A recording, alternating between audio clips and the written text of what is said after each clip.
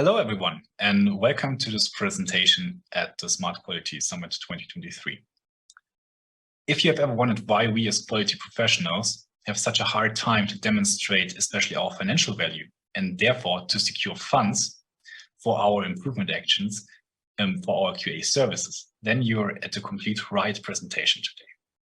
So this presentation will be in general be a little bit different than the other presentations you might have heard today already, or you will hear here, because we will not so much focus on regulations in the first place, but we will rather explore together the correlation between stock market performance and bad quality. My name is Florian Zischka. I'm a senior manager at Deloitte in Germany, and we are normally rather known for our financial services. But we do not only do this, we also have a dedicated team of experts supporting our clients to find solutions, especially smart solutions, to navigate regulatory complexities in the world. And I'm a part of this team. In my day-to-day life, I normally support my life science and MedTech clients in their regulatory transformations. And we strive normally to transform from compliance-driven organizations to smarter and more risk-based quality management systems. From my educational background, I'm a chemist, and I've spent around 8 years in the pharmaceutical industry before I joined consulting. And today we will look at the following topics. So let's have a quick look at what is going to be up ahead of us. First of all, we will discuss a little bit the situation, why we as quality organizations always find a hard time to prove our financial value. Then we will look at a study that we at Deloitte conducted. And then we will look at some challenges and trends that we currently see together with our clients. And then we will end with a short Q&A session. So let's jump directly into the situation. As I already said, we as quality professionals often struggle to make our value add to an organization fully visible. And this is why a lot of times our services are taken for granted. They only form the foundation for a lot of other value generating processes to take place. And this is why a lot of situations like the following happen.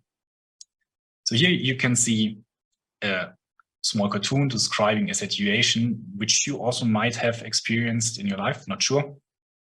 It's the normal, every day, every year reoccurring situation that budgets are distributed over departments. And Cedric CEO, he has invited his executive leadership team into his office. He invited Sandra Sales, responsible for sales, Peter Production, obviously he is responsible for production, into his office. And Quentin Quality, the head of QA, he can be happy if he have even heard about this meeting at the coffee break or at the coffee machine table. And so this is also this time the way how he got to know about this meeting. And so he's hurrying up because this time he also wants a piece of the cake because he knows the regulatory environment is changing and he needs to invest. There's a lot of nice digitalization he would like to apply, a lot of things. And so he also needs funds this time. And he rushes into the office and exactly the moment where Cedric CEO asks who definitely deserves a budget increase in the next year. Sandra, of course, argues for sales, Peter for production, and when Quentin enters and says, QA also needs some money, some investments, everybody is laughing and he's not taken seriously, as usual. That's what he says. And I think this is a situation which happens quite often because sales and production, they explicitly, these two departments, for example, they have a way easier time improving their financial value because they are basically responsible for the revenue creation, right? Without production, there's nothing produced. So nothing to be sold by sales, and without sales, nothing is sold. So basically they are the top star performers. And QA is often taken as for granted and just as kind of an enabler, which is anyway there. But it's neglected that there is money that needs to be added also to them in order to stay up to date. And this is a quite surprising situation, because actually there's been quite some theories around which explain very, very well how important quality is and what's the cost of quality and what is the value add quality brings. And therefore, we would like to start today with a really short recap on cost of quality.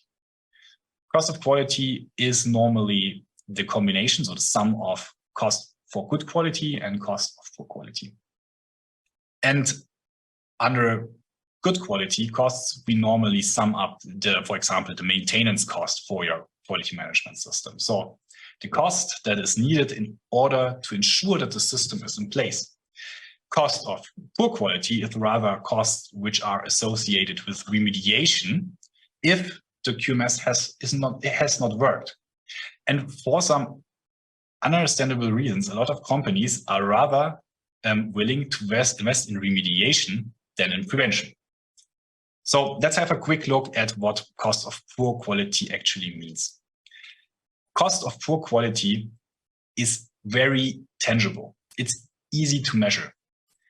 Cost of good quality, on the other hand, is not that easy to measure, because it's basically the value that the good quality brings is the prevention of issues, whereas cost of poor quality is the cost that is fully associated with failures, like, for example, a misproduced batch which doesn't meet your specification, and therefore it needs to be scrapped and reworked and scrapped or whatever. But there's something that needs to be done about this batch. But this is not everything. These are not all the costs that arise. So it's not only done with the rework, for example, because the rework also may take some additional time.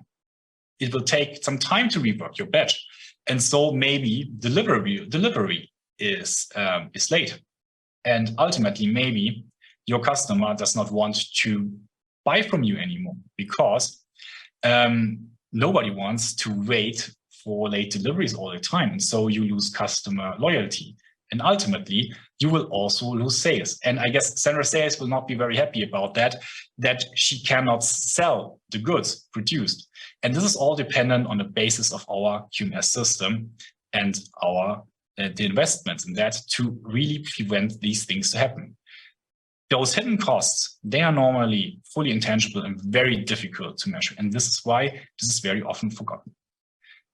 I would like to kind of sum up this pretty short recap with this citation here. The costs of poor quality are tangible, and their effects will cost you money, customers, and ultimately, they will cost you the success of your business. But what is the success of your business? That's actually a very interesting question, and it depends on the point of view you take here. From our point as quality professionals, this might be that we deliver goods in a good quality, ultimately to our patients, and that the health of the patients is not at risk. But unfortunately, we are not the ones taking the decisions on the budget distribution. And so let's try to take the point of view of our executive management or our board in our company. What's the success of our business for them? Isn't that normally the value of the company? I think this is a very, very important KPI for most CEOs. And where do we find these values the best? If we look at the stock market. And so we asked ourselves at Deloitte,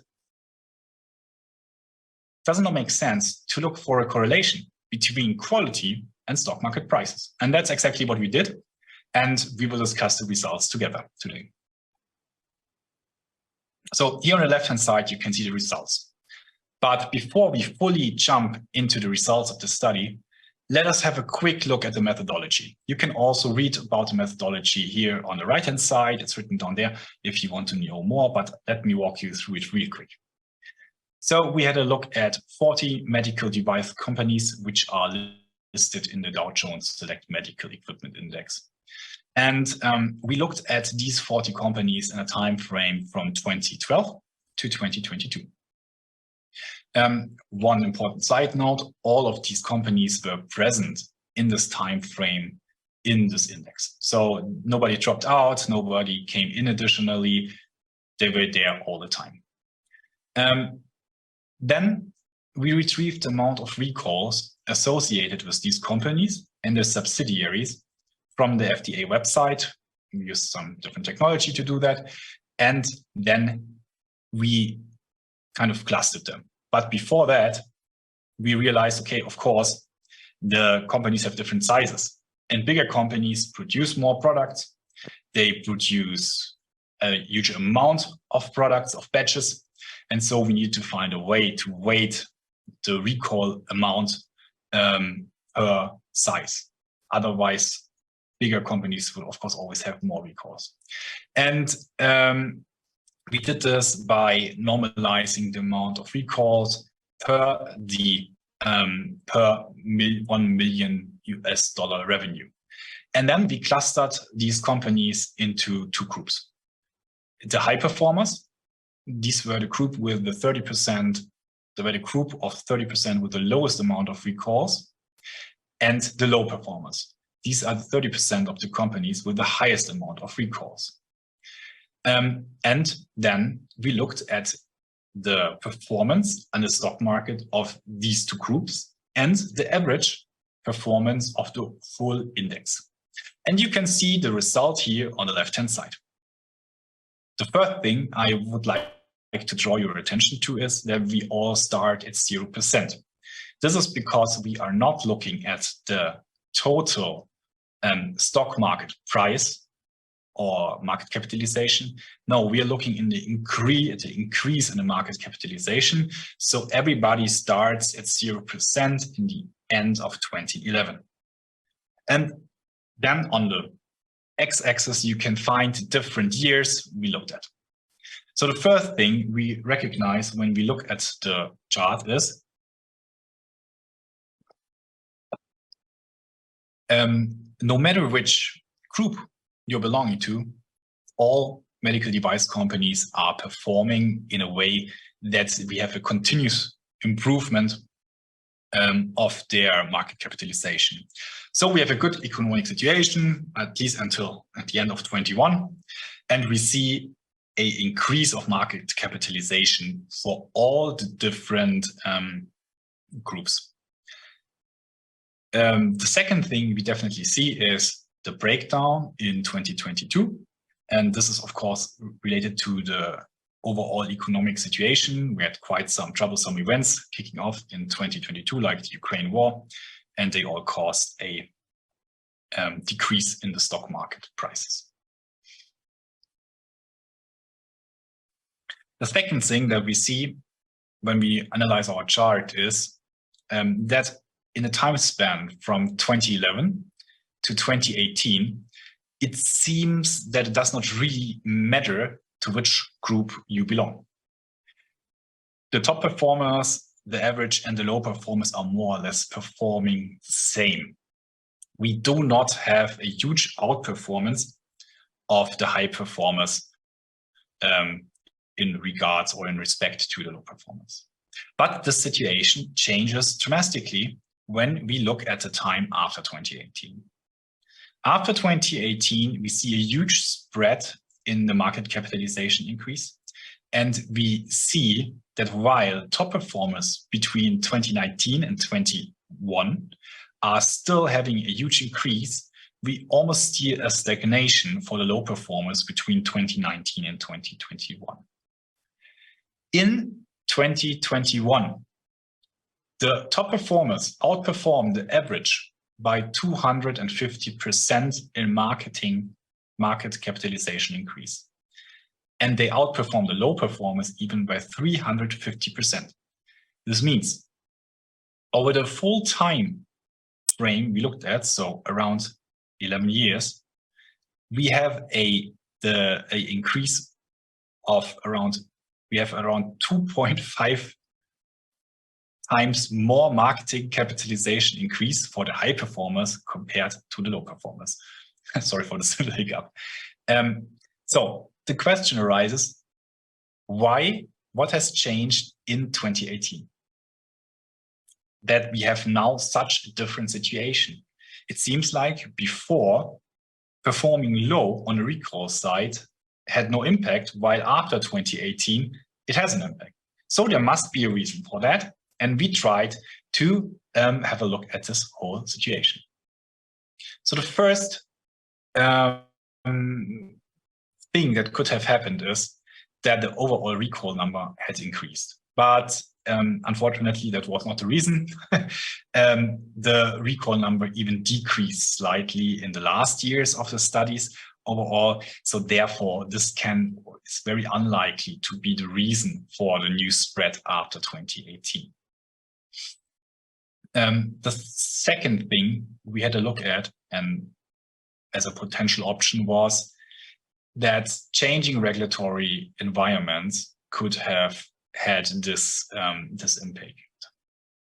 And this is actually not too unlogical, because we had quite some new regulations issued in this time.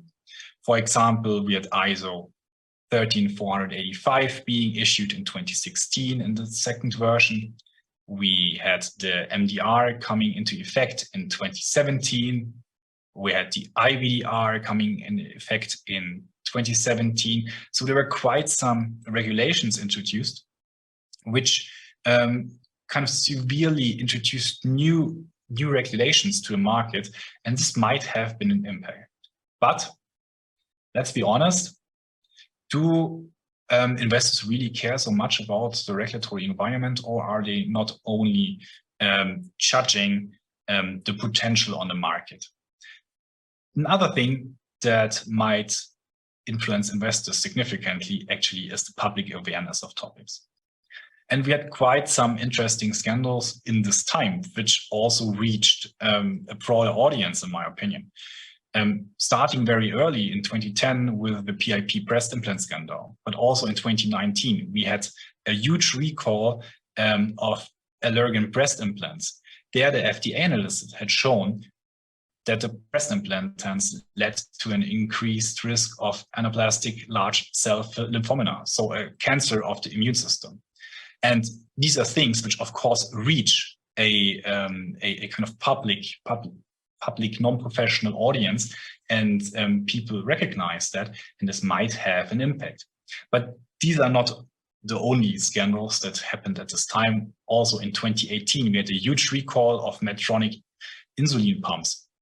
Here, this is a very interesting one, because it's actually associated with a cybersecurity risk. So these insulin pumps had a remote control, and it was possible that hackers could take over control of these remote controls and thereby change the amount of insulin pumped, and therefore this recall needs to be conducted. Or 2019, the Edwards Life Science platform was recalled. There were around 11,000 devices in the US that needed to be recalled after it was reported that fluids were leaking out into the AC power outlet, and thereby those devices could catch fire. So these are all things which can be, or which are obvious and can be seen by a larger audience, and therefore also have an effect, or could have an effect, on the stock market prices. Furthermore, and this is very nicely highlighted also, I think, by the last two examples, medical devices have become way more complex over time. While 10 years ago or longer, we were talking about insulin pens and so on. Today, we have highly complex devices which are way more, which can break down easier. And also, they are connected to ecosystem. They are not standing for themselves anymore, like, for example, the Medtronic insulin pump. And therefore, you also need to secure the ecosystem. And this is a complete new challenge, of course, and has a higher potential risk. And furthermore, softwares as a medical device, for example, also are reaching markets and also pose complete new challenges to the organizations producing them. So overall, I think we can conclude if you have a robust QMS system, you might be able to also better handle these issues for your future products, and thereby you're more attractive company to invest in.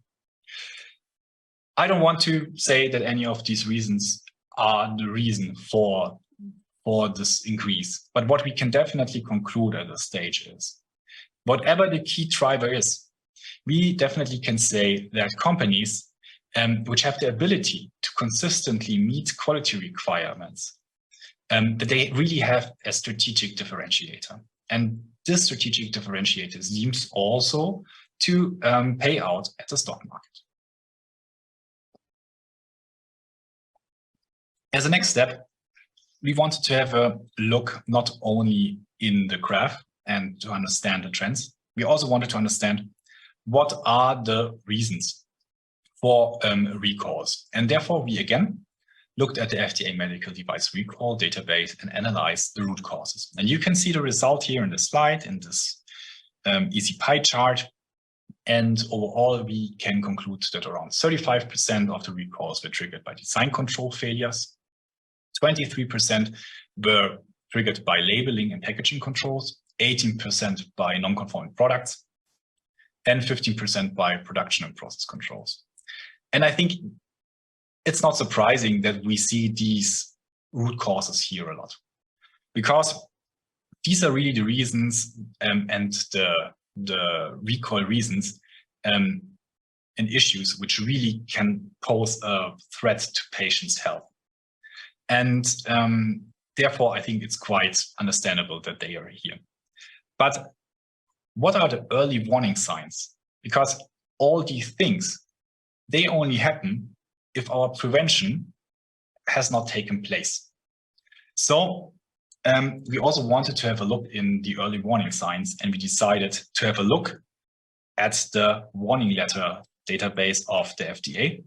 And we analyzed for the same time what warning letters have been issued with device relationship by the agency. And we can see here that a lot of these points are actually with a huge relationship to the quality management system. We have around 10% of the warning letters having been issued for records, production and process controls, corrective and preventive actions, design controls, quality system requirements, and quality system regulations. They all sum up to around 60%. So around 60% of all warning letters have a very strong relationship to the QMS. And we have not looked at the 17% of the others. And I think this definitely highlights very, very, very well how important the QMS is as a foundation to really ignore recalls and to move away from them. Okay, so I think we are now in a position like Quentin Quality here that we have understood why good quality is so important in order to achieve a very, very good stock market performance. Quentin also now knows the business case of good quality, and next time he goes to Cedric CEO, he can not only go in there and demand more budget, he can also fully demonstrate why it is so important to invest in the QMS and not only invest into remediation of issues, but invest into preventing the issues. But now we know how we can get the money, basically, but where could we invest in? Well, what can we do to stay in the top performers here in order to be here in the top at this green line and not in the dark green line?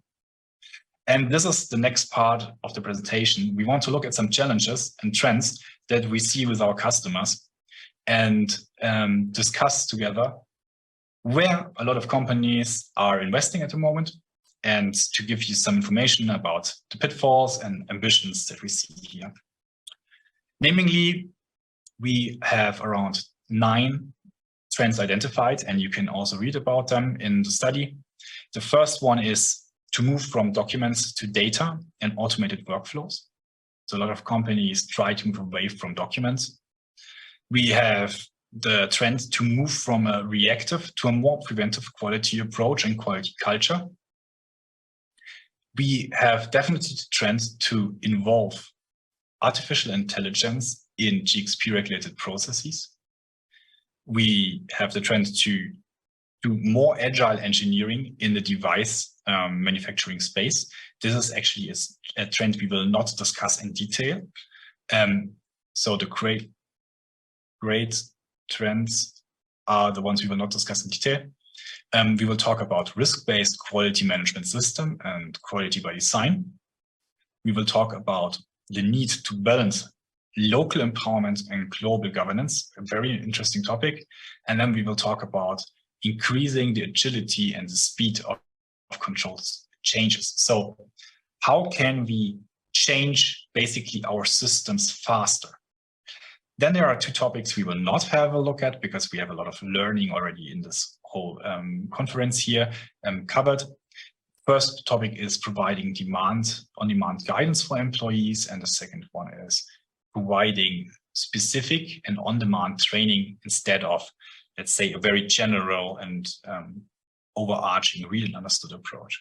So let's directly jump into the first trend and have a quick look. So before we start, really quick, all these slides will have a short list of ambitions and lessons learned, so you can easily refer to these statements. So the first trend is to move from documents to data and automated workflows. What does this mean?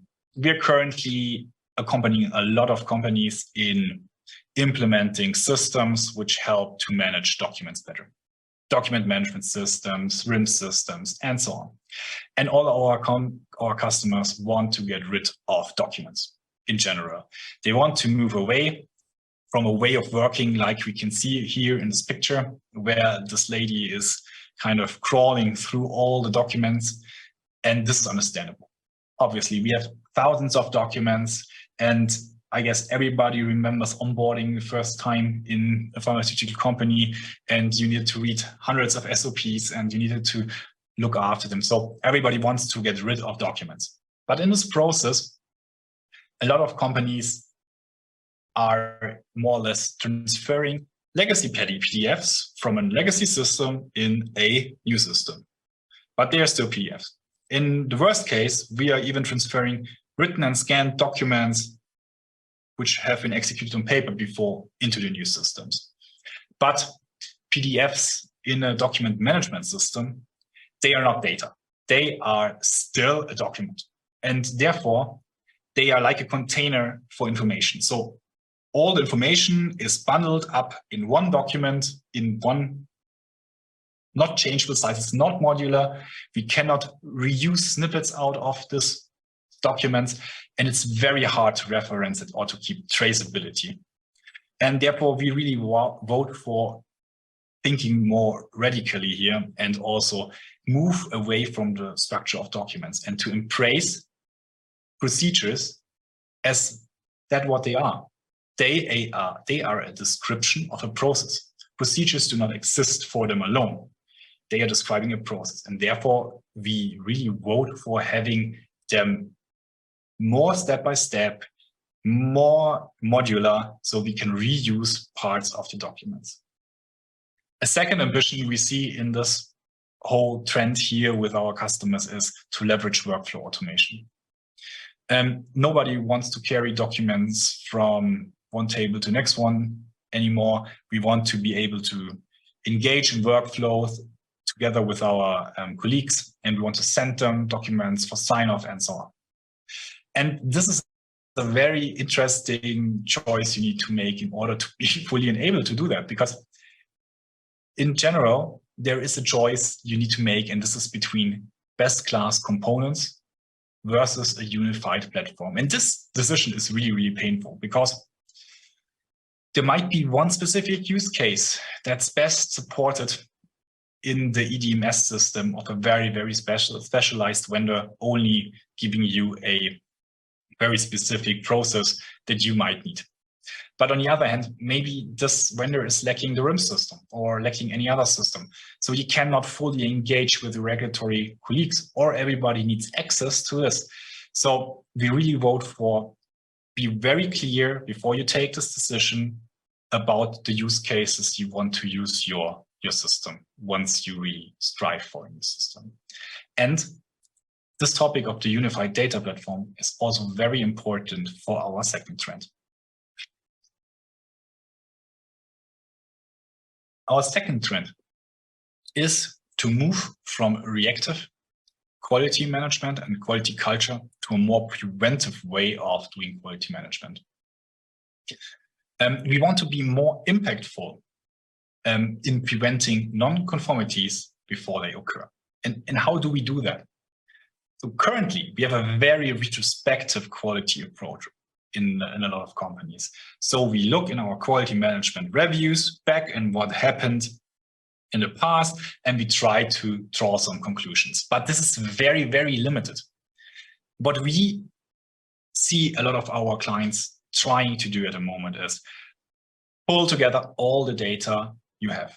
So having a unified data platform, like we already discussed, is the foundation. You need your MES data, you need your SAP data, you need your SCADA data, your DMS data, your EQMS data, your LIMS data, and you need to have it in one place. And you need to establish cross-functional collaboration to get the data there. And once you have it there and you are able to analyze it, then you're able to also predict certain quality management issues which might come up in the future. But there's one real important enabler missing for that. Because if you have all the data in one place, it is still so much data that it's really hard to draw conclusions out of that. And this is where AI comes into place. And we all know before we can use something in the regulated industries, we need to validate it, unfortunately. And this has been the same is, of course, true for artificial intelligence. So our third trend is to validate AI for use in GXP regulated processes. We have quite some efforts here that we are doing. And it's really complex to create and leverage trustworthy and generative AI models to accelerate your processes. Because the validation is key, and there's not so many validation frameworks that really fully cover this. And there are a lot of things are still under discussion, and it's not so really reliable at the moment. We on our end are absolutely convinced that the training data is the key component for the AI validation. And so this is a really complex topic there. What we actually see, and I think this might also be the reason why we see it, is we are really lacking scalability at the moment there. So there are a lot of AI projects going on in industry, but we only see very little about them, of them growing beyond MVP status. So most of them stay as a minimal viable product. Nevertheless, it's a very interesting vision, and I'm sure we will get there over time. Our next trend is also focused on prevention, but it looks at prevention from a very different angle. The next trend is about having risk-based quality management systems and quality by design. Let us start with the quality by design. I guess this is a very common buzzword around industry until now, and a lot of companies are striving to build in risk systematically into their product development process. So I don't want to spend too many words on that. We have a lot of guidances issued there, and I think it's a very nice and well-developed process and framework. But why are we only trying to build risk as a design principle into our product development process? Why are we not using the risk as a design principle for our quality management systems? Today, we have often very compliance-focused culture of quality, meaning we are very much thinking about how can we comply in our next inspection with the expectations of my investigator or my inspector. And we really opt for shifting away from this, because in the end, it's not ultimately about what your inspector thinks and your auditor. The most important thing is that we are creating no risk for the patient. And in order to do so, risk, in our opinion, should be the driving design principle for quality management systems. So the ambition here is about building risk systematically in the processes of your quality management system. And in this way, we can also focus our QA resources on these parts of the processes that really matter. And we can really allocate the resources at this point where they really are needed. And this is also a huge opportunity for us as quality professionals to move away from, how shall I say it, reputation in the organization of saying no. Because if we have evidence-based and risk-based decision-making fully in place in our QA function and the organization, it's way more logical why some things are allowed to do and some things are not, and makes a way better argument with the risk for the patient than saying in the last audit, this was something the auditor didn't want us to do. Our next trend is about balancing local and global governance. So the situation is in a lot of companies that we have a very siloed quality organization. So if you have several sites, several business lines, you will most likely have a specific local QMS per site. You will have maybe then one overarching for a business line. And if you're lucky, you already have a nice global function there. But in the end, all of these quality management systems are more or less separated from each other. And we see the ambition currently that a lot of companies try to establish a one quality management system approach globally. And this is done for several reasons, because we want to reuse, for example, certain parts of our QMS system, and we want to cascade it from global level to local level. And this, again, is cheaper because we have not hundreds of people monitoring different things. So we don't have a global department monitoring the regulation. Then we have the business unit department monitoring the policy of the global one. And then we have the local person monitoring the policy of the business unit and then introducing this into the SOP.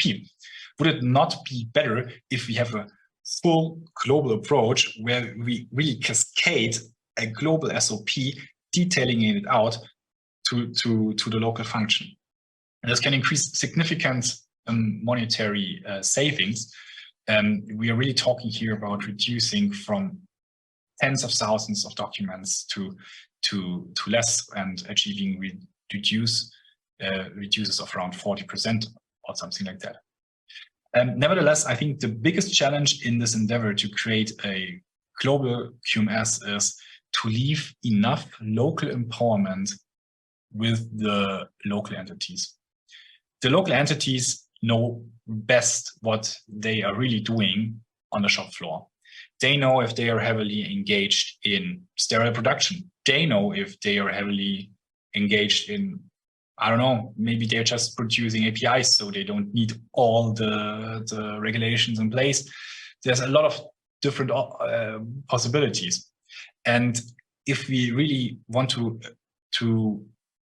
apply a full one-size-fits-it-all approach, we can kill a lot of the local efficiency, and we can make it very hard for the local entities to react to changes in their country, for example, or which only relate to their product. So this is really complex and very interesting topic. And last but not least, we want to talk about how to increase or maintain the speed in controlled changes.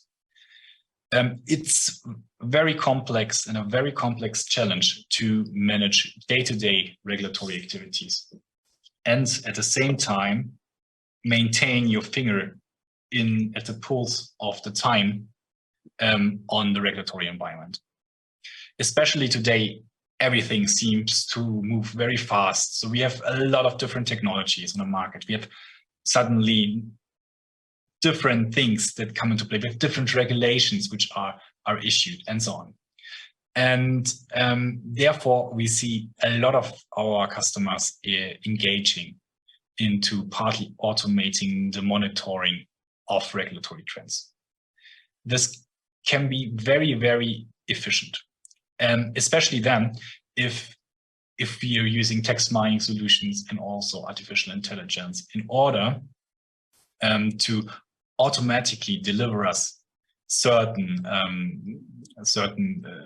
the changes which they mine from sources like newsletters, like regulations, whatever is the right choice for you.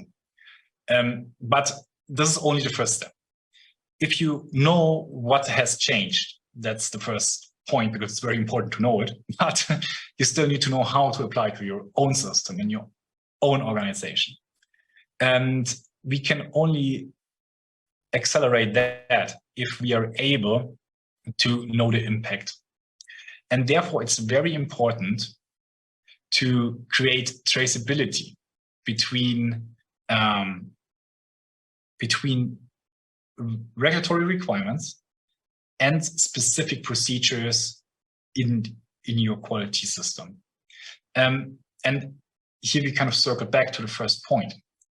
It's very hard to maintain the regulatory requirements to a specific procedure, because it's very seldom the case that one regulatory requirement equals one procedure. Normally, you have several regulatory requirements coming up, and then you interpret them, and then you create a procedure. And going a more modular way of working in creating the procedures, where we have them in smaller pieces linked together, you are also able to better map regulatory requirements to pieces of your procedures. And in this way, if you have the right solution in place, you can easier identify the impact of a specific change in the regulatory environment on a specific part of your procedure. With that being said, I would like to thank you, and we can move on to the Q&A session. So thank you very much for your time and for listening. I hope you are now able to better explain the value we as quality professionals add to an organization, and I'm looking forward to the discussion. Thank you very much.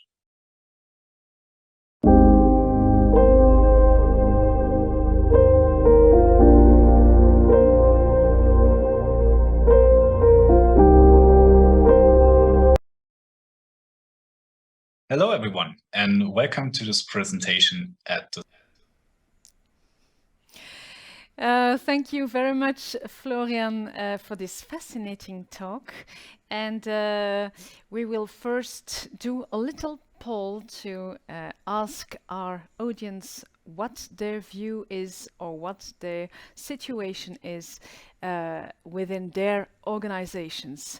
So please do scan the QR code and fill in the poll if you are able to. Stay with us just a little bit more. And the first question will appear right away also on this screen. Here it's coming. Do you feel that quality is taken for granted at your organization? Yes, no, or I don't know. what is your answer? We are waiting just a little bit more, as there is always a bit of a delay.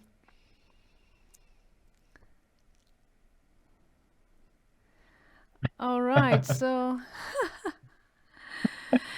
well, what do you think, Florian? Yeah, ambiguous answer. It's kind of interesting. Yes. No, I think it's of course not everywhere the case. So I think yeah, cool. Yeah. All right. Second question will appear in a moment.